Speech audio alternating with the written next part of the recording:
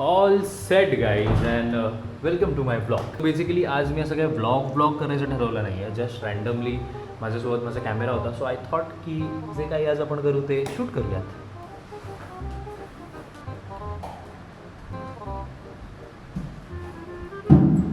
Okay, so माझा सकाळी एक 9:30चा कॉल टाईम होता आणि मी 9:30ला डॉट पोहोचलो, कारण मी नेहमी वेळेवरच पोहोचतो. I have got my costumes.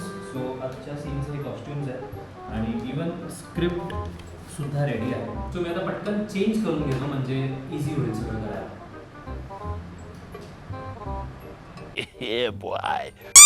असंच थोडं आतमधून असं ट्रान्झिशन वगैरे करावंसं वाटलं म्हणून केलं.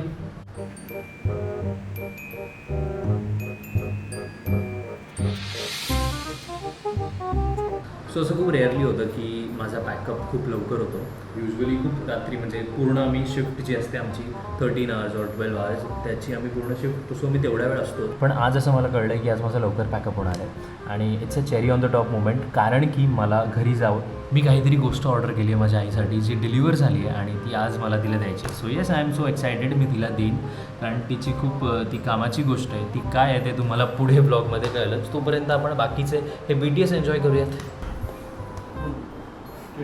बोलवलं, चला लेट्स गो.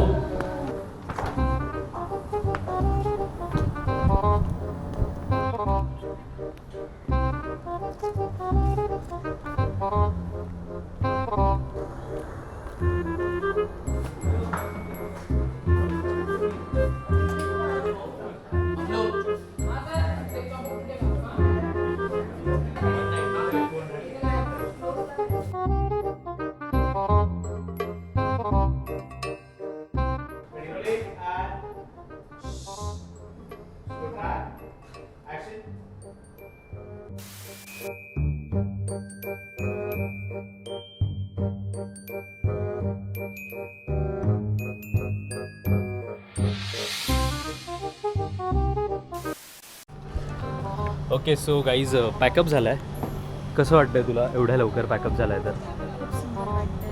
थोडं जोरात बोल ब्लॉगमध्ये. खूप सुंदर वाटतंय. आयुष्य खूप छान आहे आणि पौर्णिमा बहार आहे. कट करतो. ओके, सो मी जसं तुम्हाला म्हटलेलो की माझा पॅकअप लवकर होऊ शकतो, तो लवकर झाला आहे आणि आता मला घरी जायचं आहे, जे मी तुम्हाला सांगितलेलं की ऑर्डर मी केलं आहे त्यासाठी. सो या, स्टे ट्यून. म्हणजे भागाचे पंजे, गुजरात चिकन, उंटाची मन. हे असं होतं, लवकर लवकर पॅकअप झाल्यावर असं होतं. मला माहिती. डायनासोर कसा ओरडतो. Much later. आता एक वेगळ्या टाईपचं अनबॉक्सिंग बघायचं आहे. हे असे गॅजेट्स जर आपल्याकडे असतील तर त्याचा आपण पुरेपूर फायदा केला पाहिजे, म्हणून मी विचार केला की POVने अनबॉक्सिंग करूयात. सो जे मी तुम्हाला सांगत होतो ते हे आहे. मी ऑर्डर केलं आहे अगारोचं व्हॅक्यूम क्लीनर, जे खरं तर माझ्यासाठी नाही, माझ्या मम्मीसाठी ऑर्डर केलं आहे. पण मग विचार केला याचं पण अनबॉक्सिंग करूयात तुमच्यासोबतच. तर बॉक्समध्ये आहे पहिलं तर हे थोडे एक्स्ट्रा त्यांचे अटॅचमेंट्स, म्हणजे इथे किंवा असं कुठे खाली वगैरे जर मला साफसफाई करायची असेल तर त्याला कामाला येईल. Main vacuum cleaner. मला असं वाटतं माझी मम्मी ना हे बघून खूप जास्त खुश होणार आहे, कारण असं साफसफाईची कोणती गोष्ट असली की युजली मम्मी लोकांना छानच वाटतं. आणि अजून काही अटॅचमेंट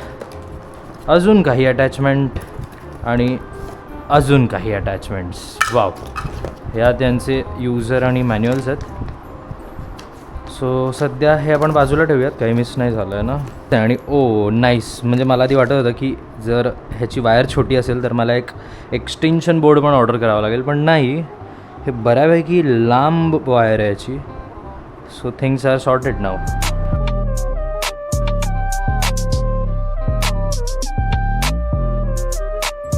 ओके, सो साफसफाई करता करता आम्हाला दिसलं की इथे जे आमच्या खिडक्या आहेत त्या खिडक्यांच्या, म्हणजे सगळ्यांच्याच ह्याच्यामध्ये खूप जास्त धूळ साचली जाते. सो मग आता आपल्याकडे व्हॅक्यूम क्लीनर आहे, तर मग त्याच्याने आपण साफ करूया.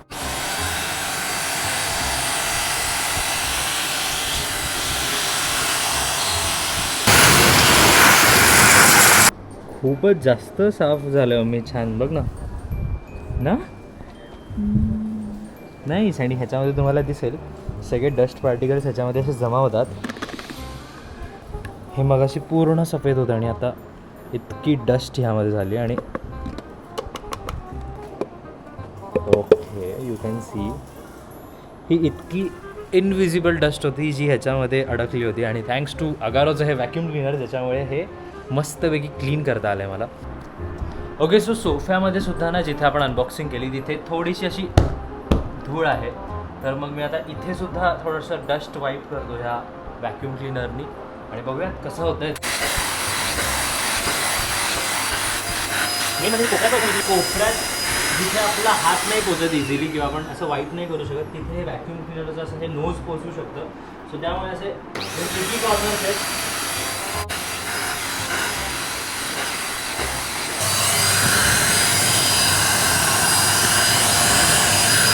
मला दिसू शकतं हे आधी पूर्ण व्हाईट होतं.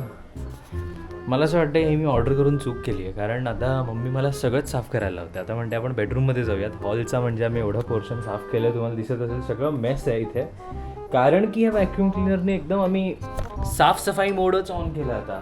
आणि आता आपण हे पाईपवाले अटॅचमेंट यूज करू, ज्या अटॅचमेंटमुळे ना असं सोफ्याच्या खाली वगैरे जर अशी जागा असेल तिथे हे सोडून डायरेक्ट क्लीन होऊ शकतं. सो आता ते ट्राय करूयात आपण.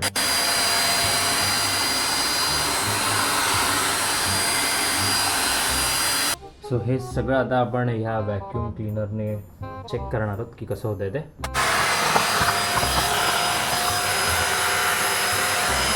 ओके सो जे मी तुम्हाला म्हटलेलो की हे बघा इथे हे स्टबन डाग आहेत हे जाणार नाही, पण ह्याच्यासाठी यांच्याकडे एक वेगळं अटॅचमेंटसुद्धा आहे जे आता आपण यूज करून बघूयात आणि त्यांनी काय फरक पडतो हे सुद्धा बघूयात. सो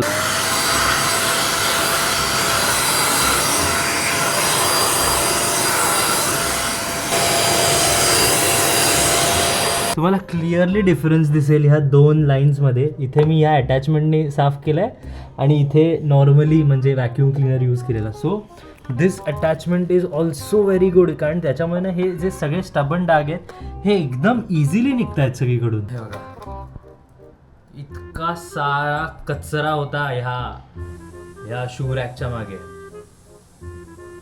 आपण साफ करून बघूयात की किती साफ होतं ह्या व्हॅक्यूम क्लीनरने.